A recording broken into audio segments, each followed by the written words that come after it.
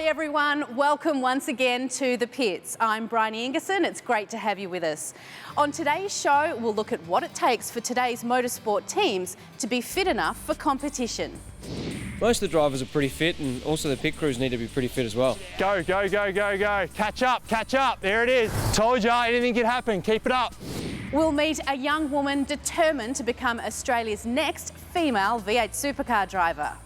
I'm basically a business. I'm trying to sell myself. I'm in a pretty harsh world of motorsport and men, so I'm here to be serious and I'm here to race because I want to win. We'll also cross to Milan for an update on the Formula One season.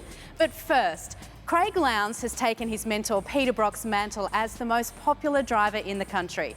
Lowndes recently turned 40, making him one of the oldest drivers on the grid. But that certainly hasn't slowed him down. Craig, winning your 6th Bathurst 1000th or winning the 4th championship, what's more important? Oh, Bathurst for me. I think it's always been the case. I think that growing up as a child, you always used to sit at home and although I suppose the championship wasn't really captured too well on TV, but the Bathurst always was. And it's always like a Melbourne Cup or a grand final AFL. You always watch the grand final, and we classify Bathurst as our grand final. So you take Bathurst and leave the rest? Oh, no doubt. No doubt. I'd be happy to win Bathurst another 4 or 5 times if I could, but we know how hard it is to try and win it once. So but Bathurst for me is the ultimate. It's globally recognised. It's you go and race over in Europe, which we've done this time, a couple of months ago, and they all want to know about Bathurst. They know the track. They've seen it on TV. It's like a Spa or a Le Mans track. It's one of those special tracks that stands out around the world. Let's come back to the championship. You finished second 3 times, the last 3 times to your teammate. How do you feel about that? How's the racer and you put up with that? Oh, look, it's one of those things that, I know I've made mistakes throughout those 3 years. We've had our opportunities to try and win a championship in those 3 years as well. So it's not like that we've struggled to come second. I think we've had a great opportunity to win a championship, but we just haven't been consistent enough. I think the 3 years have been a little bit different. We didn't have quite the qualifying speed early on. This year we've had good qualifying speed, but we haven't had the finishing results. So it's trying to get the mix right is always very difficult. But to come second to Jamie, I know how hard he's worked. I think it's been fantastic as a team to have a 1-2 finish. 3 years running is quite incredible. It shows the strength within the team and the depth within the team. It's not in a sense an A and B driver. Jamie and I have got equal opportunity of winning races and championships. So outwardly there's a lot of unity between you guys. Is there any tense moments inside the garage? Oh look, there's always been a couple of tense moments. I think Tasmania was probably the highlight of it.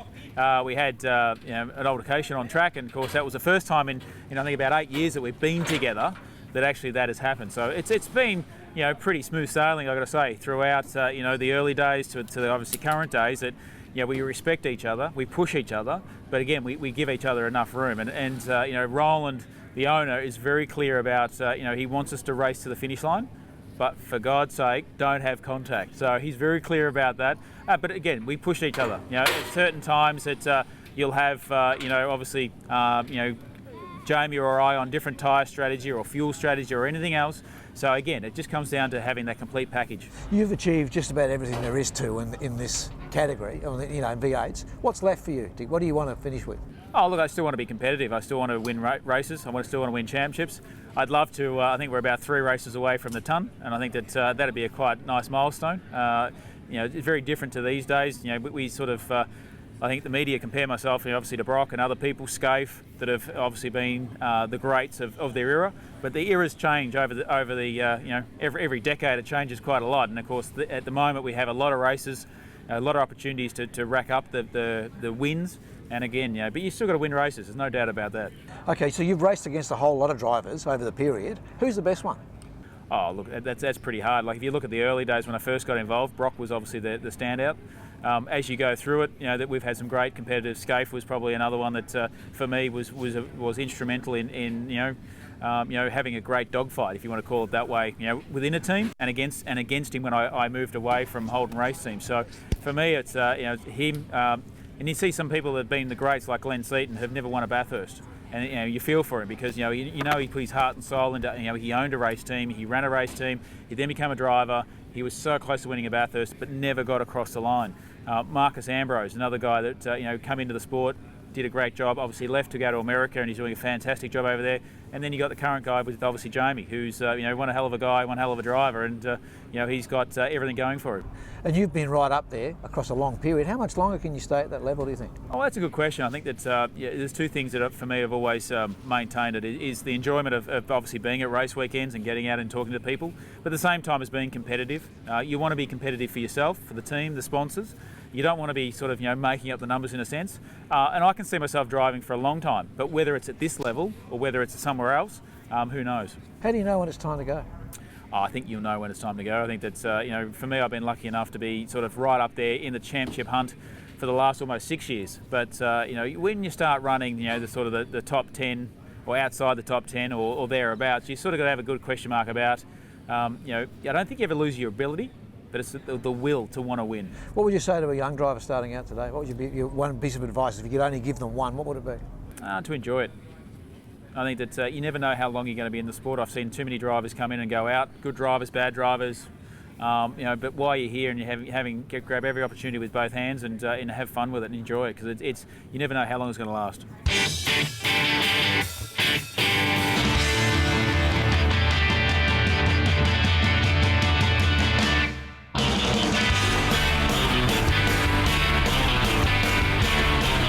Unique elements of the Red Bull track, I think it's got a low grip surface, so the cars do slide around a little bit, but it's got some great elevation changes, especially coming down the back and then really S-bending back onto the main straight behind me. Look, the car is great. It's quite a nimble little car. It sticks to the ground really well. Obviously the horsepower that it has, a little bit different to what I'm used to, but a lot of fun. Like, you can really drive it hard, lap after lap. To go down the back straight almost 200 kilometres an hour, I think has been a fantastic experience. Whenever you drive a car full stop, I think is always a bit of fun, but it's also very good for training, keeping your mind sharp, learning different things, for me, this has been perfect to learn left-hand drive again and get my memory and mode back into left-hand instead of right-hand drive.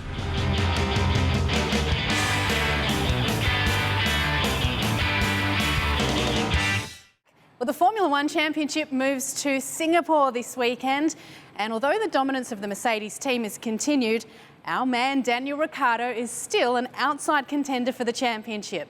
Earlier, I caught up with our friend Ivan Capelli in Milan. Hi, Ivan. Well, the rivalry between Lewis Hamilton and Nico Rosberg has really escalated, hasn't it? Almost to the point where it's overshadowing the sport. But is it really anything new? Actually, Monza showed that Nico Rosberg, when he's under pressure, can make mistakes. He actually did two mistakes during the race. And this is good news for Lewis Hamilton and for the end of the season, because Nico, that before Monza was extremely calm, he showed that Lewis can make pressure on him, and this is opening a good battle for the championship for the end of the season. How do you think it rates amongst some of the other great rivalries in the sport, like Schumacher, Barrichello, Senna and Prost? The rivalry is actually between Nico and Lewis is too young. It's too young to compare this situation, for example, with Senna and Prost or Schumacher and Barrichello. But I think also because the moments are different. I mean, we are talking about nearly 15 years ago, and now the Formula One is completely different in terms of pressure, in terms of brand that are involved, like Mercedes that officially is competing. So I think that anyway, from now to the end of the season, we will see anyway a good battle and a free way of racing for the two guys. That Mercedes will keep open this opportunity for the two drivers. Surely, though, this isn't something new for Lewis Hamilton. I think that at the end of the season, Nico and Lewis will continue together in the Mercedes team. They know perfectly that is the only team where they can compete in the future at the maximum level. Mercedes is investing a lot of money, and there are actually no option at the moment. So they will try to find a solution to actually to survive, let's say, inside the team. Obviously, there will be a big question mark. Who will be the world champion at the end of the season? Okay, so who do you think is the bad guy, Hamilton or Rosberg? there is no bad guy or good guy in the Mercedes team, making a comparison between Lewis and Nico. Obviously the fans are thinking that probably Nico exaggerated too much in Spa-Francorchamps, but it's actually an accident, a race accident. Also the stewards decide in this direction. And I think that they will survive until the end of the season without any problem, knowing perfectly that every single step now on, free practice, qualifying and race, will decide who will become the world champion at the end of this season. Do you think this disunity can leave the door open for Daniel Ricciardo to come in and attack the championship, or do you think Mercedes will regroup? Singapore, Russia and USA. These three races are, I think, races where Daniel Ricciardo will again prove that Red Bull is really competitive, especially in Singapore and in Russia, where in Sochi, where nobody actually knows the circuit. And I think that because it's so aggressive, because it's so very high competition of competitiveness, I think that Daniel will have the chance actually to stay close to the two Mercedes drivers and probably have a good choice and a good chance in Abu Dhabi, where you know there are 50 points for the winner. How much credibility does the argument about McLaren courting Vettel have? Do you think he'd leave? Sebastian Vettel was close to get the McLaren seat, but I think that again he will consider that his own family is the Red Bull team. Even if Ricciardo now is quicker than Sebastian, but I think that the German driver will continue with the Red Bull because he knows that Adrian Newey, that is the real genius in Formula One, can change the history of the team for next year. And now Ricciardo is calling for Vettel to assist him in going for the championship. Do you think Sebastian's going to comply? Again, Daniel Ricciardo was astonishing in Monza, how he was performing and how he outdrove actually Sebastian Vettel in the race. This is showing again how Ricciardo can be competitive, especially during the Grand Prix, during the race. This is something that we saw already in the 3 victories that he had this year. And I think that in the next race, if the Red Bull team would like to keep open the opportunity for Ricciardo, probably they will give some order to Sebastian, maybe to back off a little bit if they will be in the same position or very close to each other. Because there is a big chance, as I said before, that probably at the end of the season, with the last race in Abu Dhabi with 50 points for the winner, that Ricciardo can stay, let's say, in the possibility of winning the championship. Remember that Red Bull had this experience a few years ago with Sebastian Vettel when they were fighting against Alonso and Mark Webber, the other Red Bull drivers. So there is a possible strategy to support Daniel Ricciardo for this last part of the season. Thanks again, Ivan. We'll see you next time.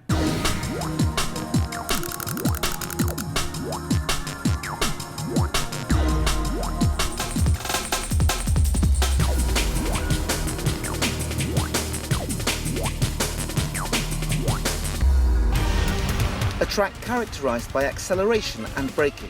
It's a street circuit that stresses the rear tyres on the exit of slow corners, especially the left rear, which has to cope with both longitudinal and sideways accelerations. A bumpy surface makes traction critical, which is compensated for by car setup. The aerodynamic balance is carefully studied in order to provide the best driving precision. In the slow sections, the tyre has to transmit the steering inputs from the driver in order to ensure accurate changes of direction, as well as in the tight second gear hairpins. Singapore is a night race with asphalt temperatures between 30 and 35 degrees. The slippery asphalt, with little abrasion, means that the track takes longer to rubber in and establish a clean racing line, lengthening the time it takes to have optimal grip. There are often rain showers in the afternoon as well, which frequently wash the track clean. Super soft and soft are the best solutions to provide the highest possible levels of grip, road holding and stability to the F1 cars.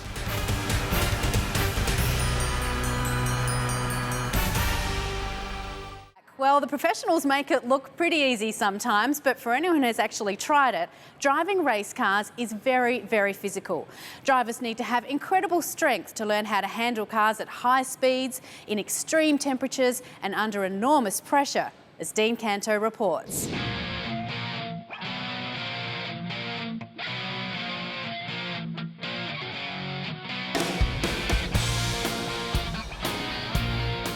It's a little past 6 a.m. and the boys at Ford Performance Racing in Campbellfield on the outskirts of Melbourne are already hard at work. Scenes like this are the rarely seen reality of motorsport today. As the V8 supercar season reaches the pointy end, 28 cars are separated by only 0.4 of a second. So teams will go the extra mile to gain some competitive edge. Yeah, the guys behind us, they're our pit stop team. So their job is to, stay fit, be strong. The guns they pick up and do all the pit stop works with, the guns are 15 kilos, the wheels are 20 odd kilos each, and they've got to move 60 kilos of mass within 4 seconds. So, their job's pretty intense, and that's why we train them 3 days a week for it. Righty-o, here we go. It's time to unleash. 3 people, third harness. Someone else want to jump in? Here's your chance. Catch up. Go, go, go, go, go. Catch up, catch up. There it is. Told ya, anything can happen. Keep it up.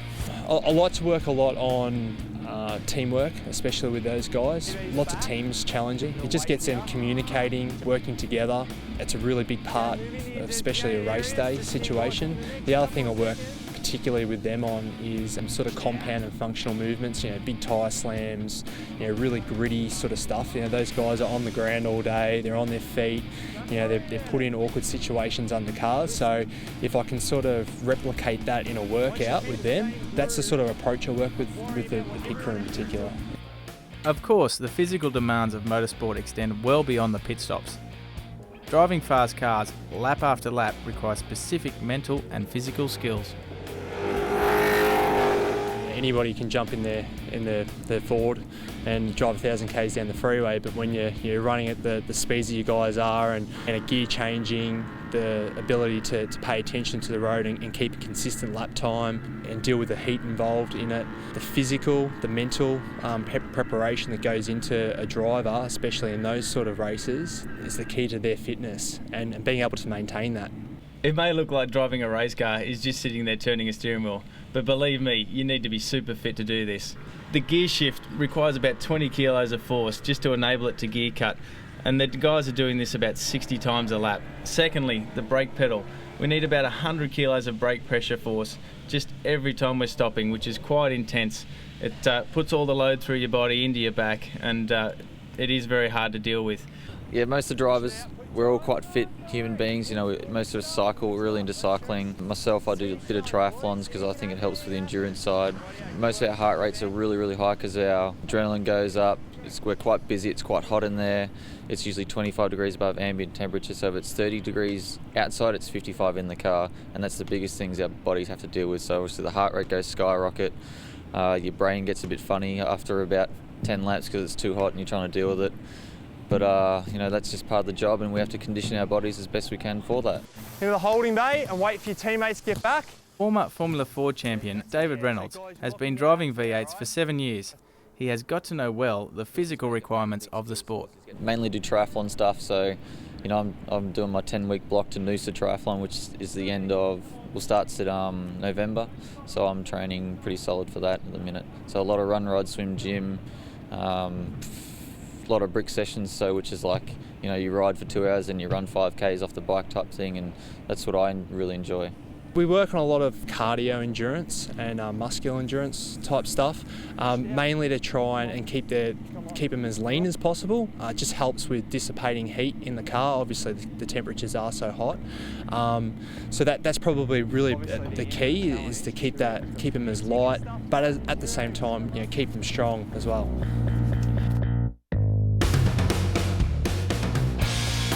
At the Red Bull 888 team, fitness for the team is also a primary concern. they not only practice pit stops,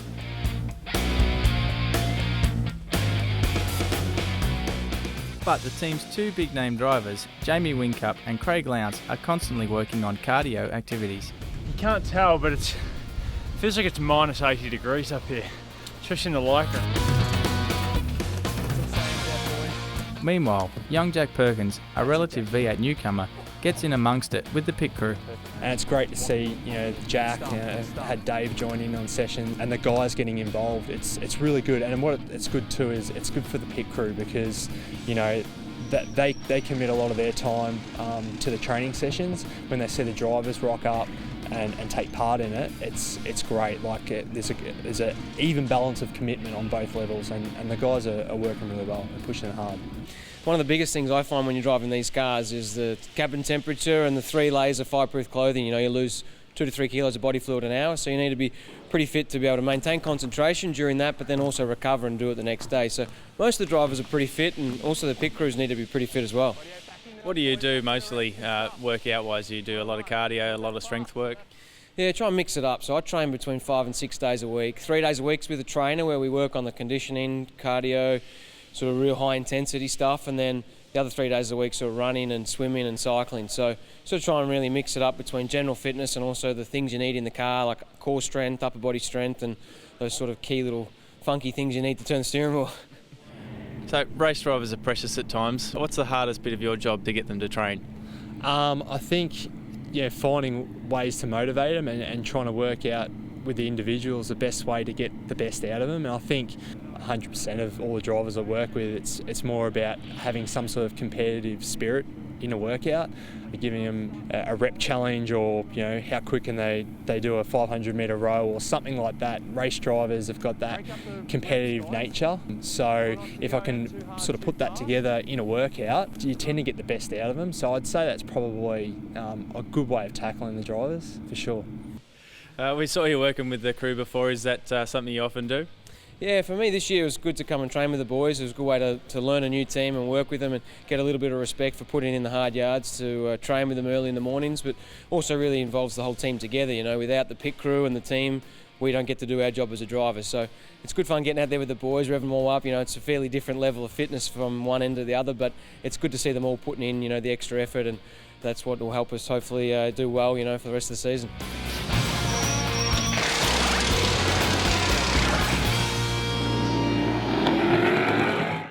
In motorsport, you often need more than just driving skill to succeed. Today, many drivers are also expected to contribute to raising the funds necessary to compete at a higher level.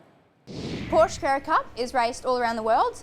The Carrera Cup series is raced in 12 or so countries. I'm the only female racing in the Carrera Cup series in the world, and I'm the only female here in Australia. I'm also the only female who's committed to a full series in the V8 supercar support categories. Her name is Renee Gracie, and she's singing for her supper, or rather her career. She has the skills, she has the look, and now she needs the money. So she's telling her story to the Victorian chapter of the Entrepreneurs Organisation, a support group of businesses with annual turnovers of more than $1 million. I do all of this stuff, corporate stuff, days like this. I do just as much of this as I do on the track racing. So on a race weekend, I normally spend all day Thursday doing stuff like this for sponsors, speeches, stuff like that, because like I said, I'm fully sponsored. So doing stuff for people who are obviously investing a lot of time and money in me. I'm only 19, I don't even have $1,000 in my bank account, so $20,000 to me is like, oh my God, thank you so much for giving me your money.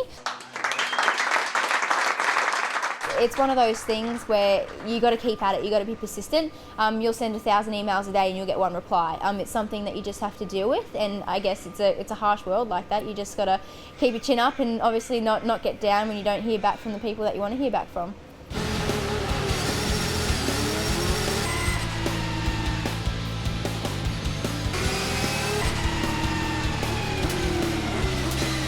It's just the adrenaline, the speed, and it's doing something that I want to do. It just happens to be motorsport, It could have been, I played so many sports when I was younger. I guess I got sucked into motorsport when I was young. I'm just stuck.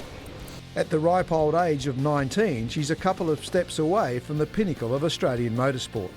Renee has been racing fast cars since she was a child, and she's not giving up until she gets where she wants to go. So no female has ever been full-time on the V8 Supercar category series at all, and I want to do it and I want to be good at it.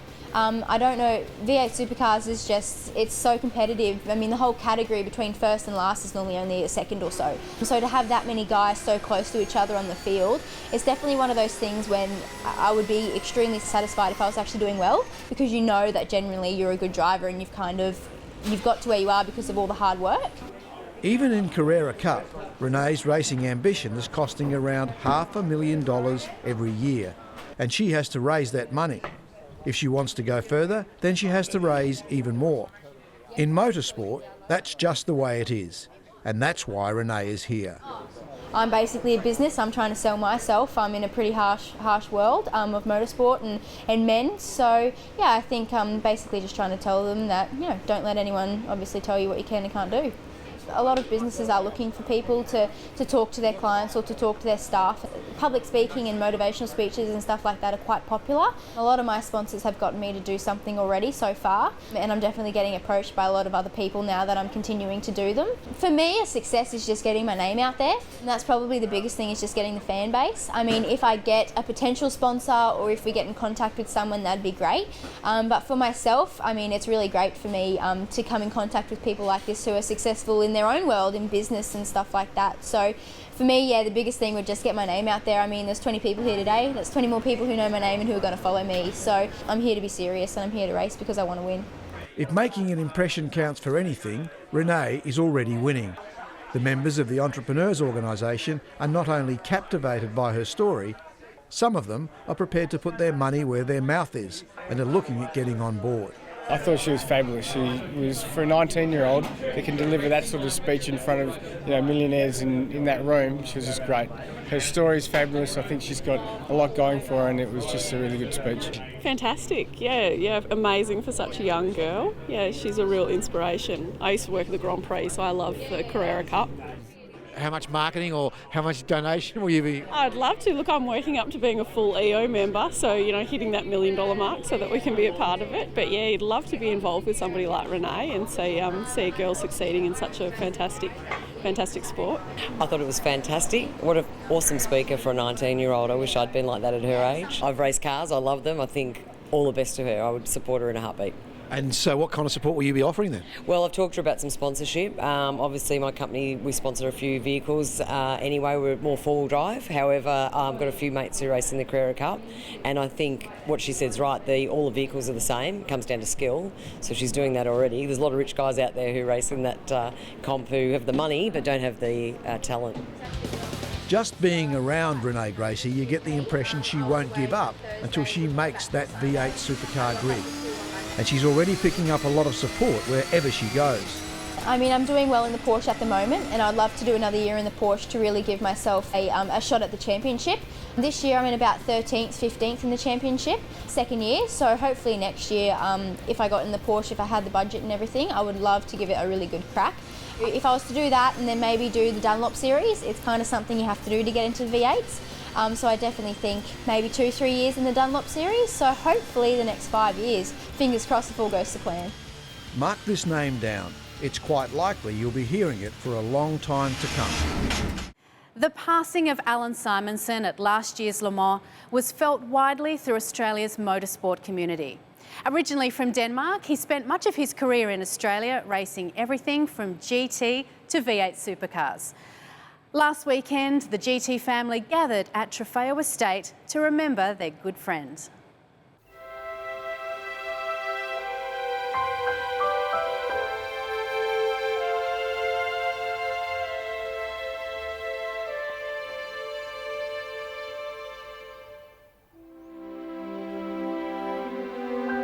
As dusk falls on the beautiful Trofeo Estate at Dramana, we're well away from the noise and fumes of the racetrack and into a much more relaxed atmosphere. This type of social gathering is becoming more common in GT. And this sort of function where people get together, and this is the third time we've done it as a GT family, and I think that's really a big attraction. We're doing this for the fun. Sure, we're competitive. We all want to win. There's no doubt about it. And I don't mind driving my Audi and leaning hard on Tony Quinn, you know, if I have to. But, you know, at the end of the day, we get out, we have a bit of a laugh about it, and can also chat about business. You know, we chat about business all the time in those tents, so it's good fun. This is more than just about GT racing. This is us trying to build a family atmosphere within racing. It's a very good category, great, you know, spectator thing with all the different cars, but the importance of building that family thing, which is evidence here with all these people that come to our social functions, evidence with all of the wives and kids that come to the track. That's how Australian GT is going to build itself into the future. Tonight, the GT family is remembering Alan Simonson, one of its own members who was tragically taken by an accident while racing at Le Mans last year. Like many an aspiring young racing driver, Alan Simonson was faced with the dilemma of how to make a career from a great talent, but a shortage of significant funds to make his pathway through to Formula One. Whilst many of these great talents fall into obscurity as their dream of F1 immortality fades, Simonson took a different approach and started looking towards sports cars, a career which saw the popular Dane spend much of his time in Australia as a gun for hire, or if you like, one of those drivers who would help teams and gentleman drivers get the most out of their GT racing. In a way, he was the same as me. Down the F1 track, didn't quite get the break in open wheelers, and decided to diversify and didn't give up.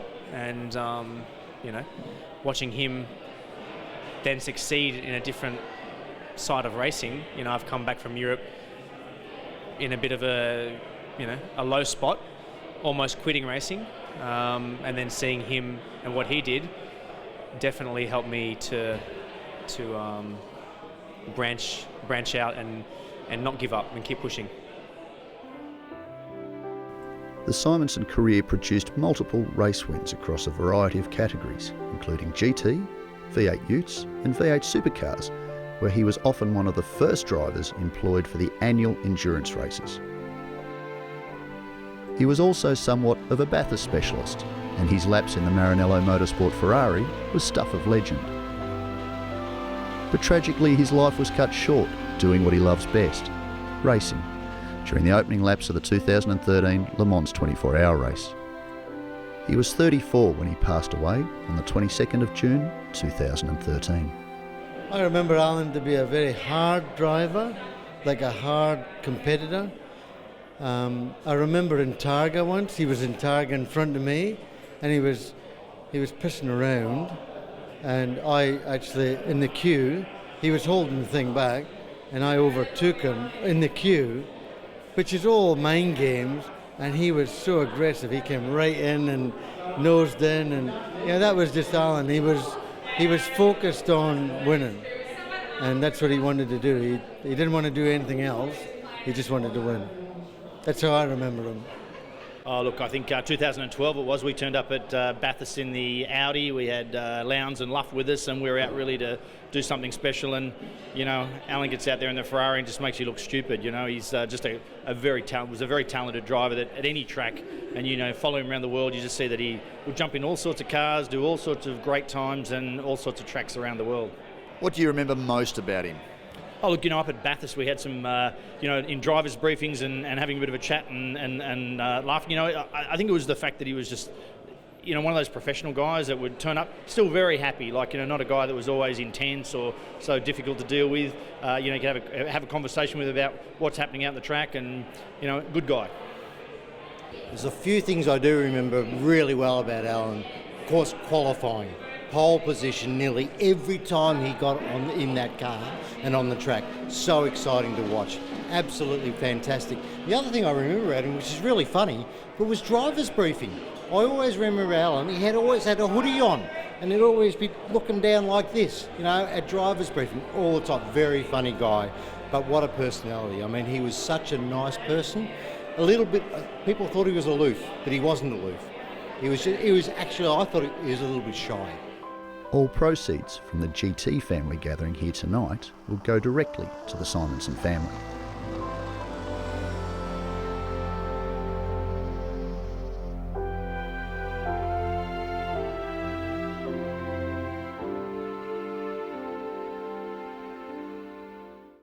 In Melbourne's Docklands, a company called Motionators offers race fans the chance to drive cars in a machine designed to simulate real race conditions.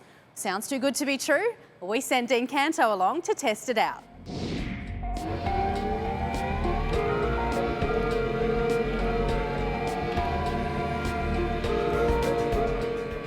I'm here with Sean down at Motionators in Melbourne at Docklands. Sean, tell us a little bit what Motionators is about. Motionators is effectively a motion simulator entertainment organisation. We cater for a multitude of people in various types of simulators. We effectively have non-motion based simulators and the creme de la creme behind us, which is the full motion simulator, giving you that full, or trying to replicate a full G-force effect based on Formula One at this stage, and where we all aim to effectively be one of these days. We're at Albert Park in a Formula One car.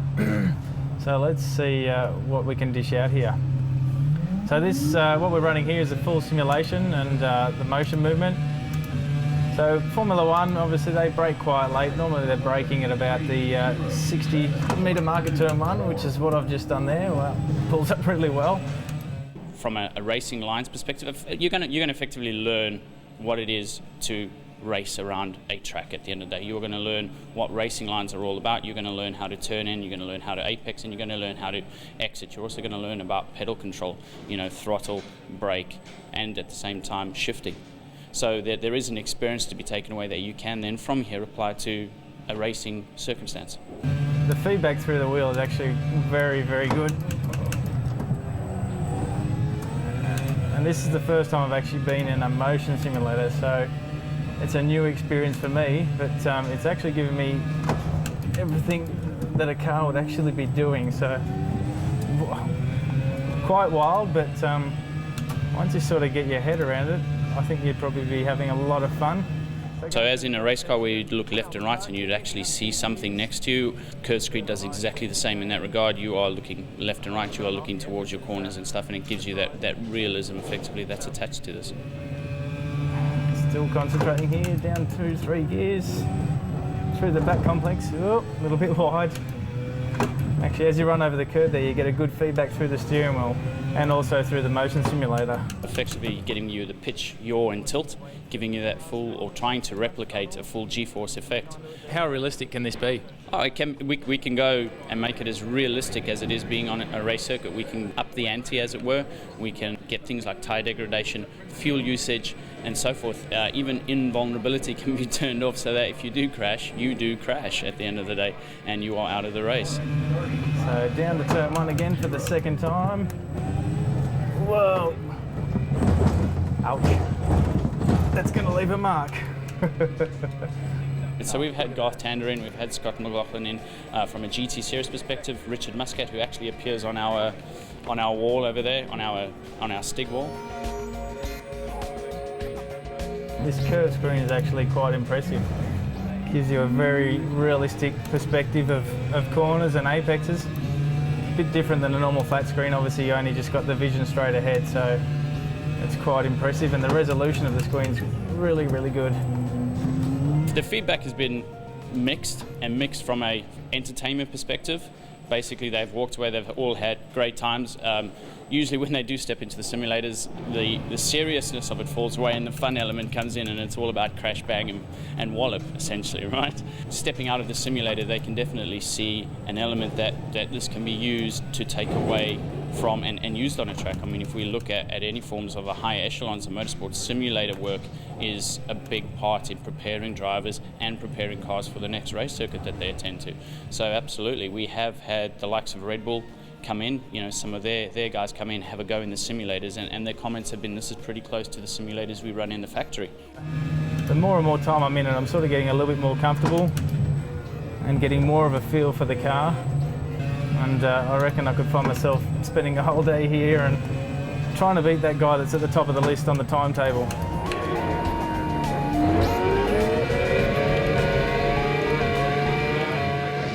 One of our lucky viewers will win the chance to take two of his or her friends for a session at Motionators. For all the details on how to enter, simply visit our website, trofeomotorsport.com.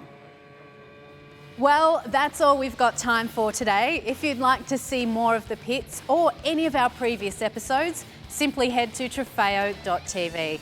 Thanks again for your company. I'll see you next time on The Pits.